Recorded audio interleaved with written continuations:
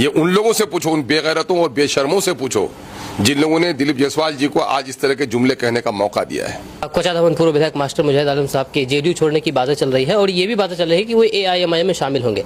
अगर मान के चले वो एआईएमआईएम में शामिल होते हैं तो उनके लिए दरवाजा खुला है एमआईएम का?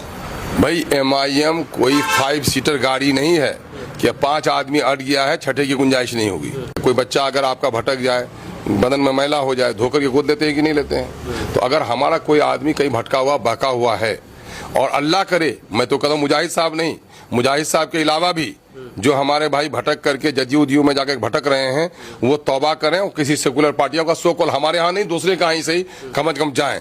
और एमआईएम में भी कोई भी आना चाहेगा भाई, तो एमआईएम में पार्टी आने के लिए किसी को रोक सकती है क्या? दरवाजा खुला है इसका मतलब? अरे ये पार्टी सबके लिए, आप आइएगा तो आपके लिए भी खुला हुआ है। और किसके लिए? कोई भी आएगा अगर तौबा करके, नीतीश भी तौबा करके आएगा तो नीतीश के लिए भी खुला हुआ है। जो कुरान को ना माने वो हिंदू नहीं है, जो कुरान को नहीं माने वो मुसलमान नहीं है, जो देश के संविधान को नहीं माने वो देशद्रोही है।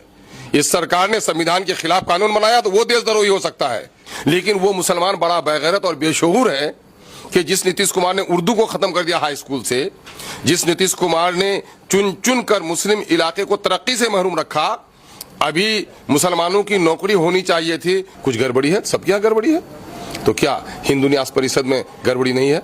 उसके लिए क्यों नहीं है इस तरह का मामला वो कराते हैं? और दूसरी बात यह है कि क्या किसी आदमी के पेट में कृमि हो तो जहर खा के मर जाएगा क्या? घर में अगर खटमल हो जाए तो घर को आग लगा देगा क्या?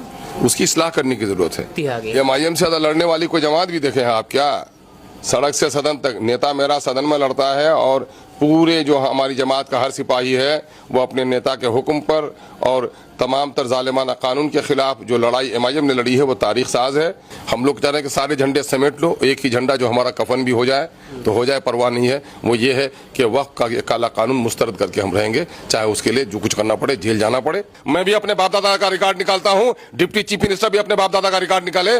जितना हमने शहादत दी है उनके पूर्वजों ने कुर्बानी नहीं दी है, बल्कि इनके पूर्वजों ने हेडवा टेका है। मैं आपको बता रहा हूँ, बेलागंज के एक कब्रिस्तान का 78 डिसमिल का कब्रिस्तान, 25 डिसमिल में स्कूल, 25 डिसमिल में तालाब, और बकिया कब्रिस्तान में भी दफनाने के लिए मैयत वालों को 24 घंटा तक इंतजार करना पड़ा और डीएम और एसपी की मुदाखलत से तब वहां पर लाश को दफनाया गया है। जो बेचारे लोग हैं उसके जमीर से पूछो कि अगर उसकी माँ का आंचल कोई खींचे तो वो कहे कि नहीं इस आवारा के साथ रहेंगे तो मेरी गर्दन कट जाएगी, तो अपनी माँ के आबरू भी नहीं बचा सकता है। ऐसे ही लोग हैं जिसकी शरीयत पर हमला हुआ है और शरीयत के मामले में चुप रहता है। तो मोहसिन इंसानियत का पैगाम है कि जब बुराई तुम्हारे समाज में आए तो हाथ से रोको, यानी ताकत से रोको। अगर ये ताकत न हो तो जबान से टोको, और लकवे में आ गए हो तो दिल से बुरा समझो। तो इसके माने वो लोग जहनी तौर पर